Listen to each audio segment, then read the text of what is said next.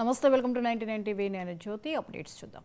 సామాజిక న్యాయ సమర భేరీ పేరిట కాంగ్రెస్ పార్టీ ఈవేళ సాయంత్రం ఎల్బీ స్టేడియంలో సభ నిర్వహిస్తుంది. సభకు ఏఐసీసీ చీఫ్ మల్లికార్జున ఖర్గే ముఖ్య అతిథిగా హాజరవుతారు. ఇప్పటికే ఆయన సిటీకి చేరుకున్నారు. రాష్ట్ర వ్యాప్తంగా అన్ని గ్రామ శాఖల అధ్యక్షులు, ఇతర నేతలు సభలో పాల్గొంటారు. అంతకంటే ముందుగా ఉదయం 11 గంటలకు గాంధీ భవన్లో పీసీసీ రాజకీయ వ్యవహారాలు సలహా కమిటీలతో ఖర్గే సమావేశమవుతారు.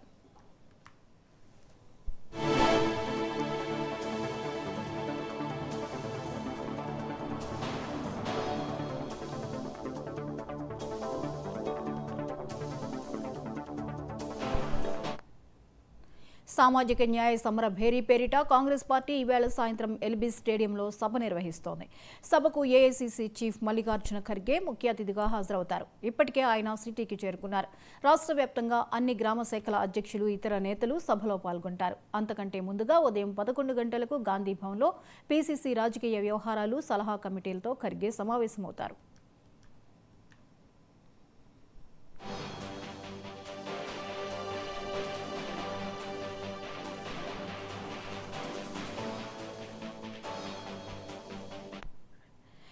ఇక సామాజిక న్యాయ సమర భేరీ పేరిట కాంగ్రెస్ పార్టీ ఈవేళ సాయంత్రం ఎల్బీ స్టేడియంలో సభ నిర్వహిస్తోంది.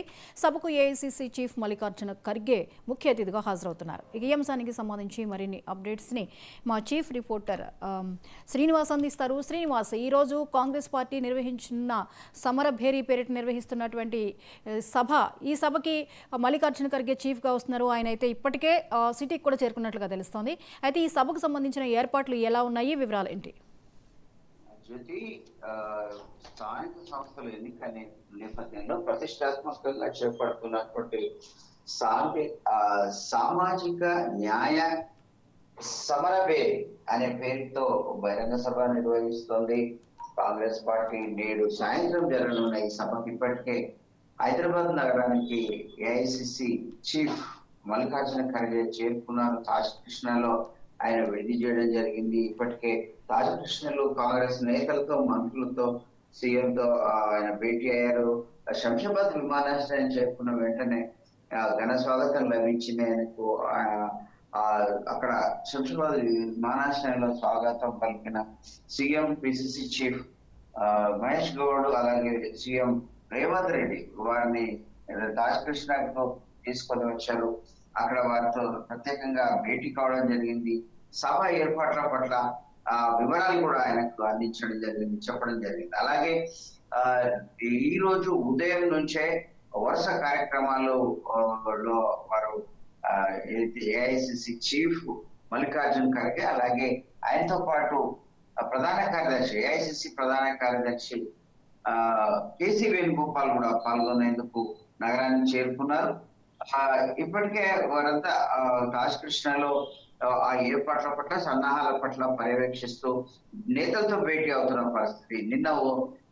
మొన్నటి నుంచే 2 రోజుల నుంచే ఏఐసిసి ఇన్ఛార్జ్ మీనాక్షి నటరాజన్ కూడా ఈ పనులపైనే హైదరాబాద్ చేరుకొని ఈ పనులను పర్యవేక్షిస్తున్న పరిస్థితి, ఏర్పాట్లను అలాగే వీటికి సన్నాహాలను కూడా చేస్తున్న పరిస్థితి. అట్లాగే ఈ రోజు ఉదయం పిఏసి సమావేశంలో పాల్గొంటారు. అది గాంధీ భవన్ లో జరగనుంది. గాంధీ భవన్ లో మరొక పిసిసి విస్తృత స్థాయి సమావేశం జరగనుంది. 2 సమావేశాలకు కూడా ముఖ్య అతిథులుగా ఏఐసిసి చీఫ్ ఖర్గే, అలాగే కేసీ వేణుగోపాల్ ముఖ్య అతిథులుగా పాల్గొనున్నారు.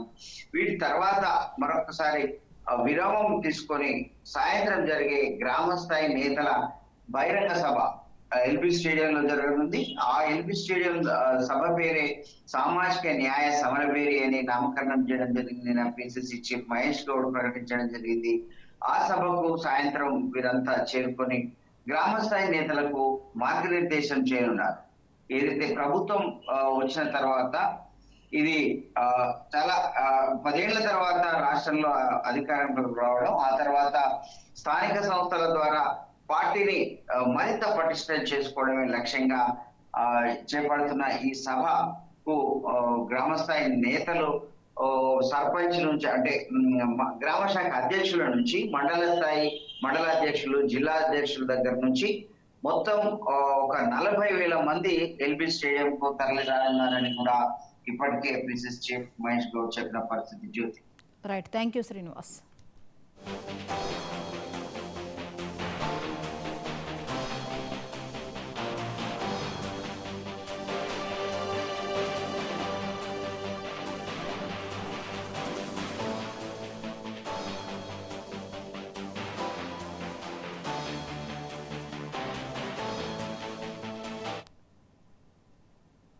మహబూబాబాద్ జిల్లాలో